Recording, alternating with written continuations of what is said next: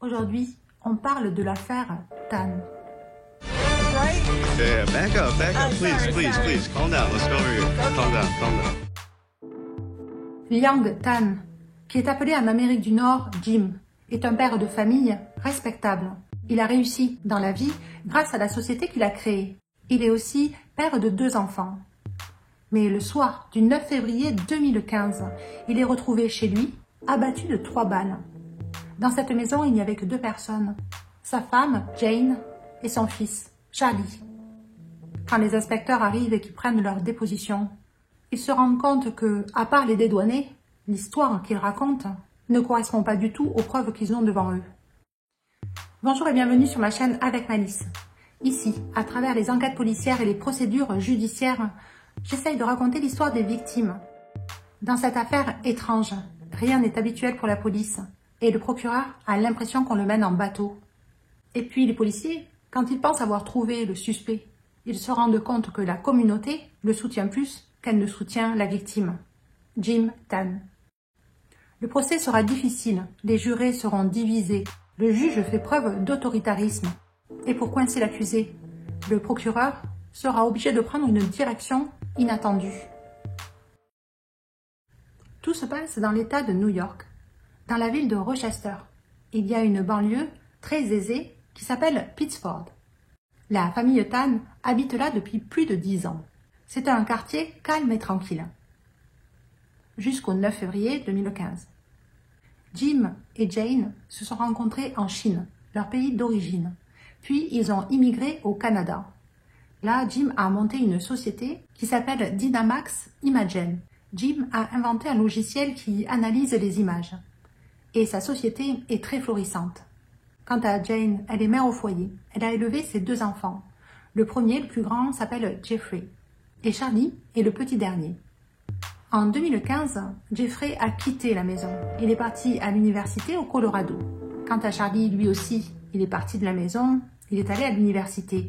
Mais lui, son université est dans la ville de Ithaca, tout près de chez ses parents, donc il rentre plus souvent. Il a été pris dans la célèbre et réputée université de Cornell. Charlie est un garçon très intelligent. Au niveau académique, il a de très bonnes notes. Il s'est aussi très bien inséré. Il fait partie de l'équipe de football américain. Il adore ça. Et en plus, il a énormément d'amis proches. Et aucun de ses amis, que ce soit à Pittsford ou à Cornell, ne pouvait imaginer ce qui allait se passer. Le soir du 9 février 2015, après une tempête de neige, Jane appelle le 911. Elle explique que son mari et son fils se sont disputés. Et après, elle a entendu un coup de feu. Quand elle est allée voir, son mari était mort. La répartitrice lui demande si elle est en sécurité. Elle explique que oui. Alors, elle lui demande de sortir et d'aller sur le perron de la maison. Et là, elle doit attendre les policiers. Quand les officiers arrivent, ils trouvent Jane et aussi Charlie sur le perron. Ils sont calmes. Les policiers continuent leur route et montent au 2e étage, là où le meurtre, le crime, a eu lieu, dans le bureau de Jim. L'homme est étendu au sol. Il a pris 3 balles, 2 dans la poitrine et 1 dans la tête. Pour les policiers, il semble que Jim était assis à son bureau quand il a reçu les coups de feu. Il regarde l'écran qui lui faisait face et il semble qu'il répondait à des emails. Mais en se penchant un peu plus, il se rend compte que Jim n'a pas répondu aux emails depuis 4 jours. En analysant plus avant la scène de crime, il se rend compte que la première balle a été tirée depuis le couloir et la dernière balle a été tirée à bout portant.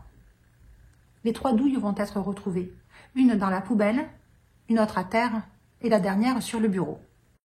Le constat des policiers, c'est que personne n'a nettoyé cette scène de crime et surtout qu'il n'y a pas eu lutte. Quant à Jane, sur le perron de sa maison, elle dira aux inspecteurs qu'elle a entendu juste son fils se disputer avec son mari, elle a entendu les coups de feu, et puis après elle explique que tout ça c'était pour la protéger. Charlie, lui, fait sa déposition à un autre inspecteur, et il dit que pour protéger sa mère, il a pris la carabine et il a tiré sur son père. Et tout en racontant son histoire, Charlie amène le policier jusque dans le garage et il leur montre là où il y a le fusil avec lequel il a tiré. Mais à part ça, rien d'autre. Il n'y a pas plus de détails. Les policiers n'arrivent pas à comprendre les circonstances qui ont amené à ce drame. Ils décident d'embarquer Jane et Charlie au poste de police. Mais quand ils arrivent là-bas, leur avocat les attend. Durant l'interrogatoire, personne ne dira rien. Ils invoquent leur droit au silence. Mais les policiers se permettent de fouiller le sac de Jane. Et là, ils trouvent deux choses très intéressantes. La première, c'est une liste de noms. Ces 5 noms représentent des avocats, tous de la région et spécialisés dans les affaires criminelles. Et la deuxième, c'est un rendez-vous donné par le service de la protection des familles. Jane et son mari avaient rendez-vous le lendemain pour voir un conseiller, mais un conseiller spécialisé dans les violences domestiques. Le couple Tan devait avoir des problèmes. Les policiers qui fouillent la maison des Tan trouvent 2 passeports, tout neufs, pour Jane et Charlie, pas pour les 2 autres membres de la famille. Ils savent aussi que ce qui a été dit par Jane et Charlie est complètement faux. Parce que ce soir-là, le soir du 9 février, Jim, il n'était pas en train de répondre à ses emails. La dernière fois qu'il a écrit sur son ordinateur remonte au 5 février. Et puis, il trouve le sang sur le tapis, mais il est tout sec. Et surtout, il y a quelque chose qu'ils reconnaissent, les policiers, c'est l'odeur. L'odeur de la décomposition. Pour eux, ils estiment que Jim est mort depuis 4 jours. 4 bons jours. Les policiers commencent leur enquête sur Charlie Tan. Ils se rendent compte que quelques minutes avant que Jane appelle le 911, Charlie a envoyé un email commun à tous ses amis. Il explique que quelque chose va se produire, qu'ils peuvent s'attendre à ce que la police vienne les voir, que le spectacle commence. En fouillant davantage, ils se rendent compte que le 5 février, il s'est passé des choses étranges pour Charlie.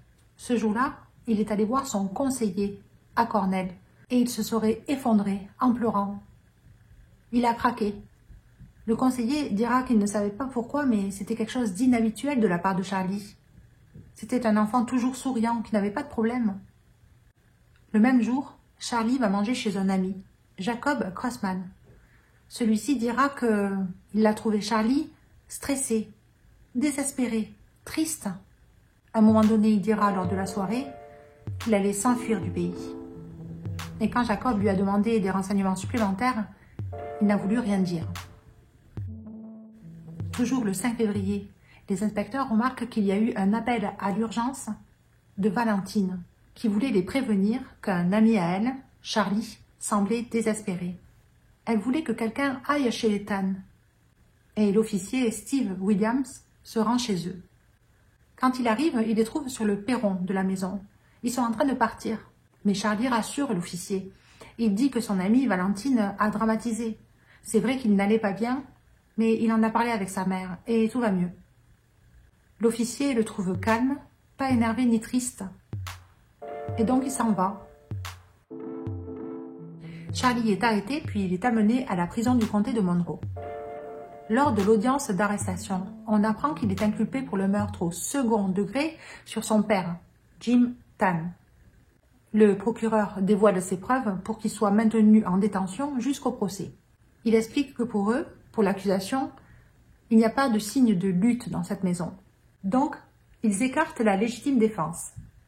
Jim a été abattu alors qu'il était assis à son bureau. Il ne menaçait personne. En fait, la seule personne qui était en danger, c'était lui. Les preuves jusqu'à présent ne pouvaient définir vraiment qui avait fait le coup, Jane ou son fils Charlie. Et quand ils ont regardé s'il y avait des empreintes digitales sur la carabine, il n'y en avait aucune. Tout avait été effacé. Par contre, sur les 3 douilles, ils ont retrouvé les empreintes de Charlie. Jim Noble, l'avocat de Charlie, explique au juge qu'il reste un doute quand même. C'est peut-être lui qui a mis les cartouches dans la carabine, mais cela ne veut pas dire que c'est lui qui a tiré. Lors de cette audience d'arrestation, tout le monde est surpris de la popularité de cette affaire. Il y a énormément de monde au tribunal.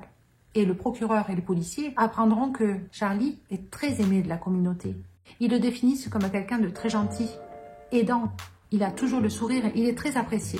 Les gens ne peuvent pas croire qu'il soit capable de faire un geste comme ça. Il y a même une page GoFundMe qui a été créée. Ils veulent récolter de l'argent pour Charlie, pour sa défense. Et la banlieue de Pittsford donnera 50 000 $.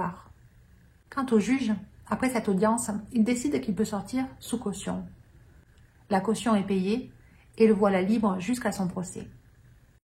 Les policiers ont aussi enquêté sur la famille Tan et ils ont découvert que l'appel au 911 qui a été passé le soir du 9 février, c'est pas le premier. Depuis 10 ans qu'ils étaient domiciliés à cette adresse, il y avait eu 18 appels téléphoniques pour des demandes d'aide. Quelques appels avaient été faits par Jane pour qu'on vienne l'aider et la protéger de son mari. D'autres appels avaient été faits par les enfants, Charlie ou Jeffrey, pour les mêmes raisons. Mais la plupart des appels qui ont été passés, c'est Jim qui les a passés, le père de famille. Il demandait à la police à ce qu'ils viennent, parce que sa femme, quand elle se disputait, elle s'emportait, elle se mettait à le griffer, et après, elle le frappait. Les policiers qui ont aussi saisi toutes les informations relatives au téléphone de Charlie se rendent compte que le jour du 5 février, sa mère l'a texté alors qu'il était à Cornell. Elle lui explique que la situation est intenable à la maison, que si ça continue, Jim va la tuer. Charlie lui dit de se mettre dans une pièce, de fermer à clé et surtout de ne rien faire qui pourrait énerver son père. Cet échange trouvé sur le téléphone portable de Charlie n'est pas le seul. Sa mère textait souvent son fils pour lui dire qu'elle avait peur de son mari, Jim. Apparemment, après ces disputes, Jim partait de la maison pendant quelques jours et quand il revenait, ce cercle vicieux reprenait. Durant l'année précédant le procès, ses avocats, Jim Noble et Brian DeCarolis, qui s'est joint à eux, font annuler la seule fois où Charlie a confessé le crime, quand il a dit sur le perron de sa maison, le soir du crime, que c'est lui qui avait tiré et qu'il avait posé le fusil dans le garage. Cette phrase, cette unique confession, ne sera pas dévoilée pendant le procès. Un an après le crime, le procès commence et c'est le procureur Bill Garand qui ouvre les débats. La première chose qu'il explique, c'est que l'on ne peut pas partir du principe que Jim abusait sa femme. Il n'y a aucune preuve. Et en plus, il a souvent lui aussi appelé le 911. Donc il insiste sur le fait qu'il n'y a aucune justification pour qu'un crime pareil se soit déroulé. Le procureur explique que le fait que Charlie soit revenu de Cornell, après avoir eu toutes les informations que sa mère lui a données par texto, c'était le motif. Charlie voulait mettre fin à cette situation, c'est donc un meurtre prémédité. Parce que quand Charlie a quitté Cornell pour rentrer chez lui, il a fait un arrêt, à côté de son université. Il y a un Walmart. Le Walmart, c'est un très grand centre commercial. Dedans, il y a une pharmacie et une armurerie. Il s'est rendu à l'armurerie parce qu'il voulait acheter une carabine. Mais le problème, c'est qu'il n'est pas américain. Il est canadien. Et aux États-Unis, pour acheter une arme, il faut être citoyen. Si ce n'est pas le cas, alors il faut s'inscrire sur une liste. Après qu'il y ait eu des recherches sur vous, on vous donne l'autorisation ou pas d'acheter une arme. Mais Charlie, lui, il n'a pas le temps. Et il est très déçu. En repartant du Walmart, dépité, il tombe sur un ami, Whitney Knickerbocker. Alors Charlie lui demande s'il ne peut pas acheter une arme à sa place. Cela va prendre plusieurs heures avant qu'il arrive à le convaincre. Et Whitney finira par lui acheter une arme. Résultat, en sortant du Walmart, Charlie a une carabine entre les mains. Ensuite, sur le trajet jusqu'à chez lui, il s'arrête chez Jacob Grossman pour manger. Puis à la fin du repas, il ne s'éternise pas. Il remonte dans sa voiture et roule jusqu'à chez lui. Pendant le trajet, il appelle sa meilleure amie, Valentine. Et là, il a ce discours de détresse, alarmant. Il raccroche avec Valentine quand il arrive chez lui. Pour le procureur, il est monté jusqu'au bureau de son père, sa carabine chargée à la main. Quand il a vu à son bureau, en train de rédiger des emails, il a armé et tiré une première balle qui lui a touché le thorax. Puis Charlie a rechargé, tout en s'avançant. Jim est tombé à terre. Charlie lui retire dessus, une deuxième fois, toujours dans le thorax. Puis il recharge son arme. Là, maintenant, il est près de lui. Il pointe son fusil vers son visage et il tire. Ce sera la dernière balle, la balle fatale. Après ça, il redescend au rez-de-chaussée. Il y a sa mère. Charlie lui explique qu'elle doit prendre quelques affaires. Ils partent. Ils partent au Canada. Et en sortant de chez eux, sur le perron, ils se retrouvent face à l'officier, Steve Williams. Ils parlent quelques minutes ensemble et quand l'officier s'en va, il monte dans la voiture de Charlie et roule jusqu'à la frontière canadienne qui est à quelques kilomètres, c'est pas très loin. Ils passent la frontière sans encombre et vont jusqu'à la ville de Toronto. Ils prennent une chambre d'hôtel. Sur le web, ils achètent 2 billets aller simple pour Shanghai. Et en même temps, ils font une demande de visa pour entrer en Chine. Cette procédure prend quelques jours. Donc, ils restent dans cet hôtel. Et pendant ces quelques jours à Toronto, Charlie commence à avoir des doutes. Il ne veut pas laisser son frère Jeffrey tout seul aux États-Unis. Et il aurait peur que toutes les suspicions tombent sur sa mère. Le 9 février, il change d'avis. Il décide qu'il faut revenir aux États-Unis. Et sur le chemin qui les mène à Pittsford, lui et sa mère, Jane, forment un plan où tous les deux seraient dédouanés. Ils cherchent des avocats et quand ils arrivent à leur domicile, la mère, Jane, part nettoyer le fusil. Puis, elle appelle le 911. Voilà la version du procureur. Mais moi, si je vous raconte tout ça sans accroc, cela ne va pas être le cas de Bill Garand. Parce que quand il explique le déroulement de la scène de crime, il y met tellement de cœur que tout le monde va trouver qu'il est très théâtral. Surtout le juge. Le juge pense que Bill en fait trop.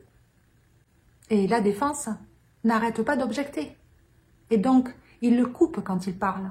Et le juge, petit à petit, accepte toutes les objections. Résultat, l'histoire que raconte Bill Garand est hachée, plein d'accrocs, et il manque quelques bouts.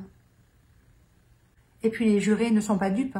Ils se rendent compte que le juge s'est rallié à la défense. Et petit à petit, le procureur perd toute sa crédibilité. Et après, c'est au tour des avocats de Charlie, qui, eux, insistent très bien sur le fait que Charlie est très intégré à la société. Il est très aimé. Il n'a pas de casier judiciaire. Il n'a aucun antécédent négatif. Et puis, il pointe quelqu'un d'autre du doigt. Jane, la mère. Jane aurait tué son mari. Certes, ce serait bien Charlie qui a mis les balles dans le fusil, mais la mère n'en pouvait plus de cette situation. Elle aurait pu attraper l'arme, entrer dans le bureau et tirer. Et puis, la défense a un nombre de témoins incalculables qui viendront parler pour Charlie, qui diront qu'il est incapable de faire un geste pareil, et que s'il l'a fait, c'est parce qu'il n'avait pas le choix. Et tous les témoins pensent que si Charlie ne témoigne pas ou n'a pas voulu témoigner à la police, c'est parce qu'il veut protéger sa mère. Il ne veut pas qu'elle porte le blâme. Les avocats de Charlie, à la fin de leur argumentation, diront qu'il y a trop de doutes. Il faut l'acquitter. Et les jurés partent délibérer. Un jour passe, 2, 3, ils ne reviennent pas. Au bout de 6 jours de délibération, on a appris qu'il y avait 8 jurés qui pensaient que Charlie était coupable et 4 qui voulaient l'acquitter. Mais le verdict doit être unanime. Tout le monde doit être d'accord. Et les jurés souhaitent continuer. Mais le juge Piampano décide qu'il veut arrêter là. Et au bout de 8 jours de réflexion, il annule le procès. Tout le monde est déçu. Les jurés sont déçus aussi parce que eux, ils pensaient arriver à un moment donné à un accord entre eux. Pour le procureur, c'est un échec. Et pour la défense, ça repousse l'échéance. Un mois après la fin de ce procès qui n'a servi à rien, le procureur et les avocats de la défense se réunissent autour du juge. Ils veulent mettre au point ce qu'il va se passer par la suite. Mais il semble que le juge Piampiano a déjà pris sa décision. Et de suite, il annonce que le procureur a des preuves qui sont trop faibles. Il ne peut plus revenir en procès. Une discussion virulente s'engage entre le juge et le procureur. Bill Garand essaye de rappeler au juge toutes les preuves qu'ils ont. Mais celui-ci ne veut pas l'entendre. Alors le procureur, énervé, dit au juge qu'il souffre d'une forme d'amnésie. Le juge va très mal prendre cette phrase et il menace de le menotter et que c'est le procureur qui va finir en prison. Bill Garand fait 2 pas en arrière et il se tait. Il laisse aller. Après toutes ces émotions, le juge prend son petit marteau et il explique que Charlie Tan ne peut plus être rejugé pour ce meurtre. Et il tape sur son bureau. Mais je pense qu'il voulait taper sur la tête du procureur. Bill Garand ira à la Cour suprême pour inverser la décision du juge, mais cela ne marchera pas. Les années vont passer. Jane Tan a reçu un quart de la société de son mari, c'est-à-dire 2,4 millions, plus 150 000 $ en cash d'une assurance. Jeffrey Tan, le grand frère, a repris les rênes de l'entreprise et il est directeur de Dynamax Imagine. Quant à Charlie, il a réussi à s'inscrire dans une université qui a bien voulu de lui, à Chicago. Il a étudié dans l'éducation, puis il est devenu mentor dans une société pour les jeunes en difficulté. Il a acheté une maison et il est connu dans le voisinage comme quelqu'un de gentil, d'aidant. Il est très respecté. Il n'aura aucun problème.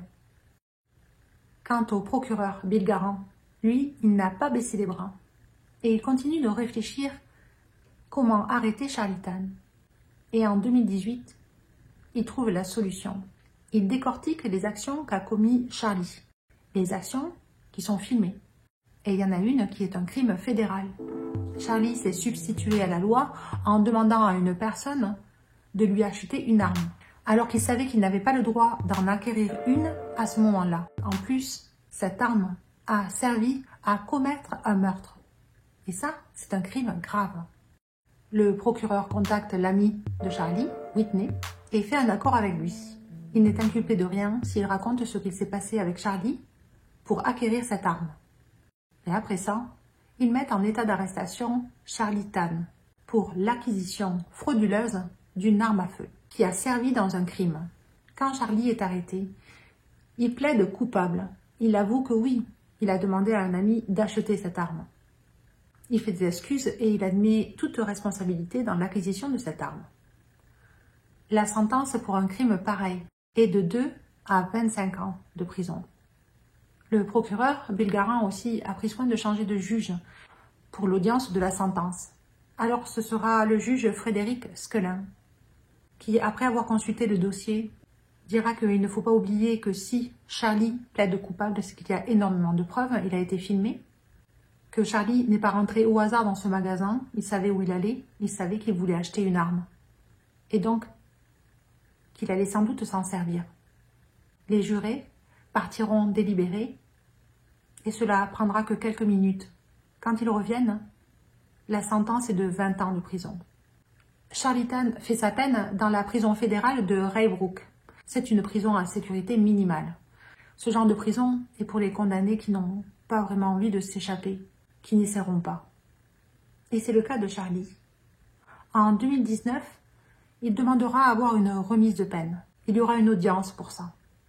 Et pour la première fois, Charlie parlera. Il s'adressera au juge. Il avoue le meurtre de son père. Il explique que sa mère, constamment, n'arrêtait pas de l'appeler pour lui dire qu'elle était abusée, qu'elle souffrait, qu'elle avait peur. Charlie vivait dans l'angoisse que sa mère meure sous les coups de son père. Mais le juge lui explique qu'il n'est pas d'accord avec une remise de peine. Parce que, avant le procès, le procureur Bill Garand lui a proposé un accord très intéressant pour lui. Il lui demandait d'avouer, d'expliquer toutes les circonstances, et en échange, il avait une sentence de 8 ans de prison. Ce qui était peu. Mais Charlie, à ce moment-là, a refusé, parce que lui et ses avocats croyaient gagner le procès. Comme un des jurés dira, Charlie est un très bon garçon, un bon garçon, mais il a fait quelque chose de très mal. Et d'après moi, mon opinion, ce qui est le plus triste, c'est que Jane, la mère de Charlie, n'a jamais été accusée de rien. Elle n'a jamais été inquiétée. Elle n'a pas non plus aidé vraiment son fils.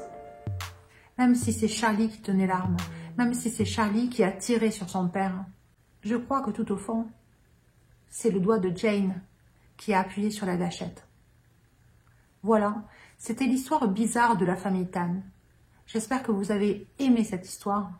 Et surtout, n'oubliez pas de liker, de vous abonner et de partager beaucoup d'amour dans la journée. À plus tard!